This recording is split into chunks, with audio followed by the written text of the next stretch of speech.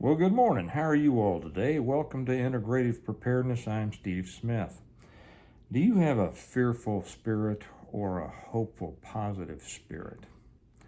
I want to talk about fear mongers and why they peddle their wares.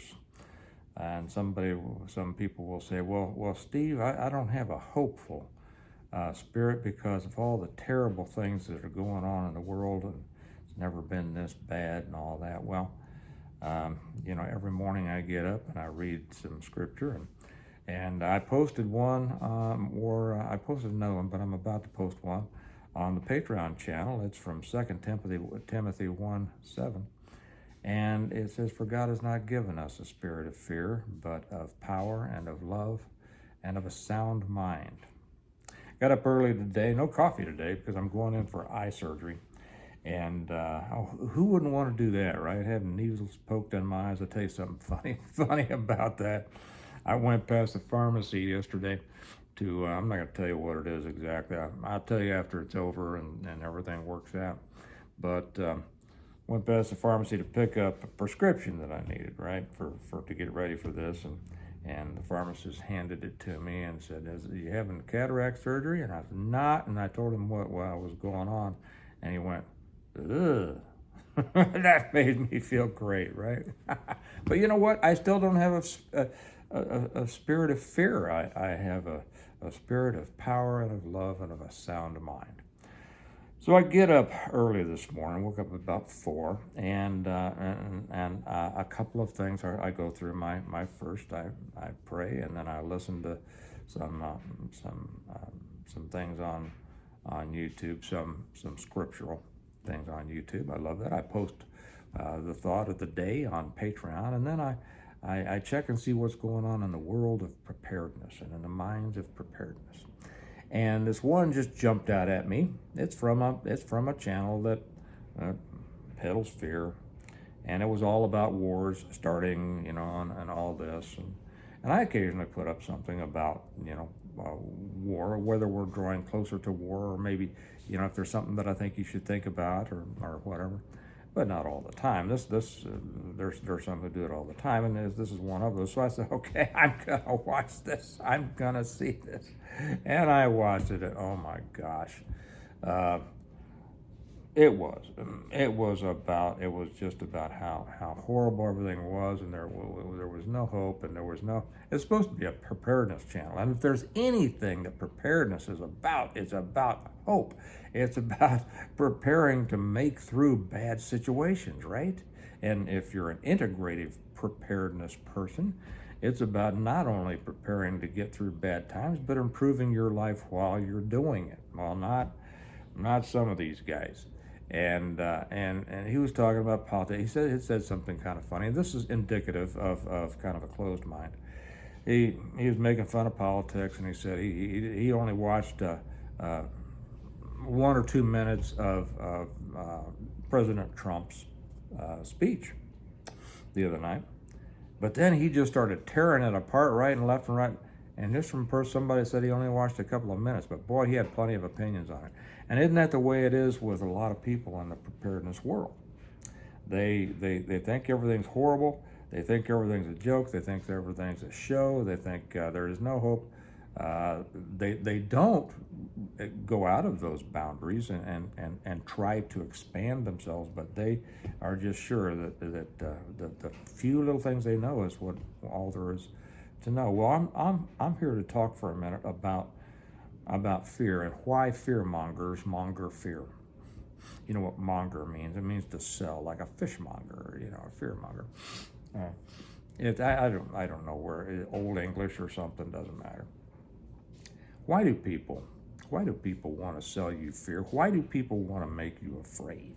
Ask yourself, if you are afraid, and I read a very, I was going to read it on this one. It was kind of a sad comment on yesterday's, and it was from a lady who I take to be maybe in her 60s or 70s, and she said, I used to watch a lot of these fear mongering prepper channels, and I spent money I didn't have. I bought guns and ammo that I don't know how to use. I bought a bunch of prepper food that I'll never eat. I live in an apartment now. I got a lot of seeds, but I live in an apartment, I can't plant them. You see, the fear mongers prey on the fear of people. And I don't like it. I don't care whether it's an insurance salesman or a prepper. It's just not right. You're familiar with the term, probably. It's common in psychoanalysis and psychology and counseling and everything like that. I'm not a counselor, but I've heard it. And that is the term or the phrase, hurt people hurt people. And of course, what that means is people who have been hurt themselves tend to hurt other people, because they've been soured on life, or they hate life, or they want to take it out on somebody else. They want, to pass it on, right? Pass on the hurt. There's all sorts. I'm not going to get into the psychology of it, but there's all sorts of underlying reasons for that, and it's sad. Well, I'm here to tell you that fearful people try to scare other people. Fear makes you feel isolated, okay? And most of those who do peddle the fear do feel isolated. Either they have isolated themselves from the larger society, which I know also is common within the preparedness world. It kind of stems from a paranoia. You shouldn't isolate yourself from the world. Or society has isolated them for one reason or another. Maybe they can't get along with the greater society, or for whatever reason. But just like hurt people, fearful people try to peddle fear to others. Okay? Simple as that. How about you? Do you succumb sometimes to this? And this is the reason I'm making this. For those who have succumbed to this fear mongering, don't let it. Let me repeat that one from Timothy, 2 Timothy 1:7. For God has not given us.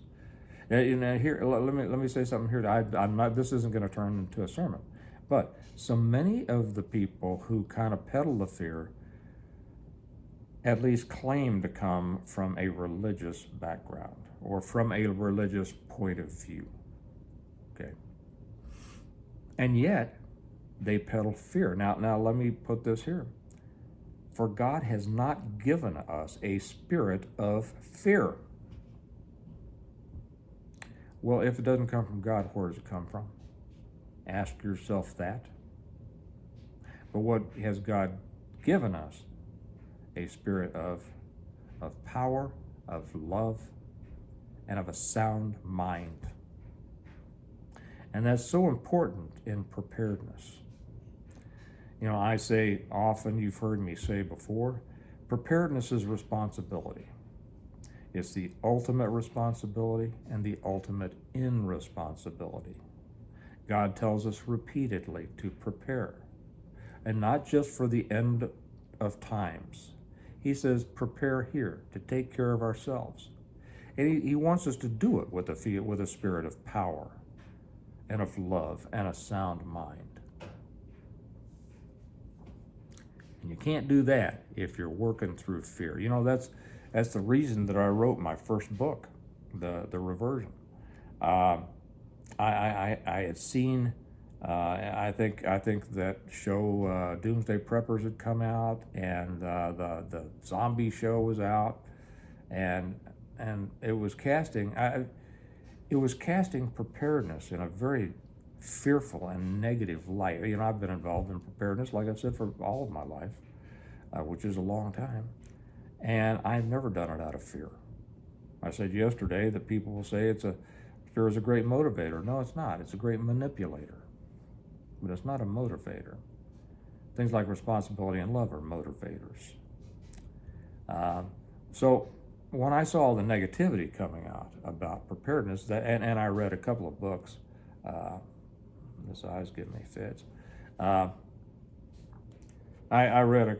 think I read maybe one prepper novel, and I said, "Man, this is what a horrible message this is." I mean, if anybody reads this, they're going to be depressed for a long time. And so I wrote my first book. And it was about a horrible situation. It was about a CME that takes down the world.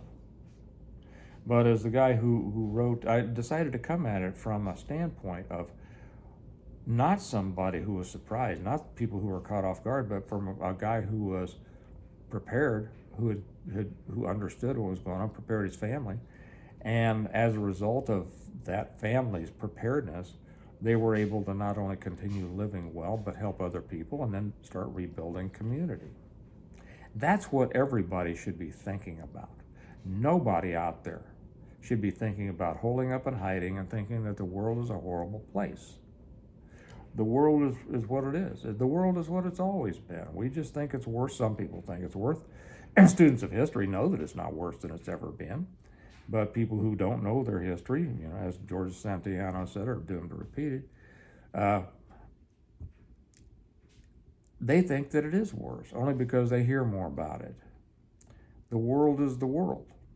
You are who you are. You're going to do what your spirit leads you to do. And if you have a spirit of fear, you're going to be afraid.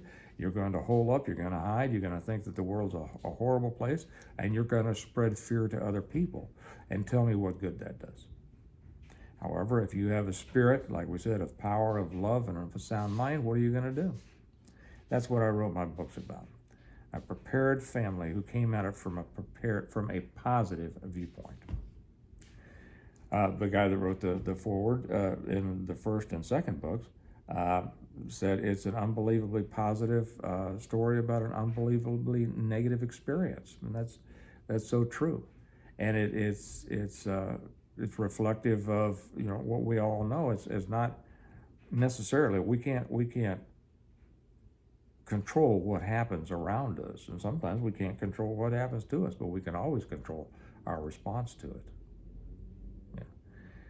So my message here is there are reasons that people peddle fear. They want you to be afraid. And the preparedness lesson here is that nothing will cripple you more than being fearful. Don't let them, okay? There are, I have found, I didn't get a chance yesterday. I said that I may recommend a channel that I found to be very positive. I love positive channels. They're very hard to find anymore. And I'm happy to pass them on and recommend them. I still have to watch a couple more of this one before I recommend it, and I'll try to get around to that in the next couple of days. But think positively. Be positive. And you're going to improve your preparedness. That's the lesson today. The lesson isn't about beans and rice today. It's about get rid of the fear, approach preparedness positively, and you're going to have a positive experience. And if you want, I'll take a moment to let you know. I'll plug my books here for those of you who may not be aware. If you haven't read the Stonemont series, that's my series of books, and here they are. It's the first one, and then there's 6 more. The Reversion, the Revival, the Renewal, and Appeal to Heaven, the Blessings of Freedom, Hostages to Fortune, and the very latest one, On Wings Like Eagles, and I'm working on number 8. And it is a positive story of preparedness, of justice, of community, of government, how governments ought to be, history. I cover the bad stuff too. I cover slavery and cannibalism and all sorts of things. But all in all, it's about how I think things ought to be. It's an uplifting story. You will love the characters. You'll learn a lot. You won't even realize you're learning because you'll love the story so much. That's what people tell me. I'm not just bragging on myself, but many people have said that. And you can get them through Amazon, and the link's down below. Or you can get them directly from me again, because I just got my big load from the printer again, and I have them in stock. And you can get them from me through our website, stonemont.us. And we do have a special if you buy the whole set. And you can't get the whole set as a set from Amazon, but you can from me. And when you do that, there's a nice discount. And we throw in the Stonemont notebook. And I love that one. So that link's down below, stonemont.us. Come visit us. I'm not drinking coffee today because I can't have any coffee till my surgery. So just keep that in mind. Don't let these people make you afraid, and take it. You have to be discerning about who you listen to, and you have to decide. Do you want your life to be one of negativity and fear, or do you want it to be one of positivity, and of power and love and of a sound mind? And that's your choice. Okay. All right. Like we always say, we prepare well today in order to live well tomorrow. You all have a great day. I'll probably be back tomorrow with an eye patch on, and I'll talk to you later. Bye-bye.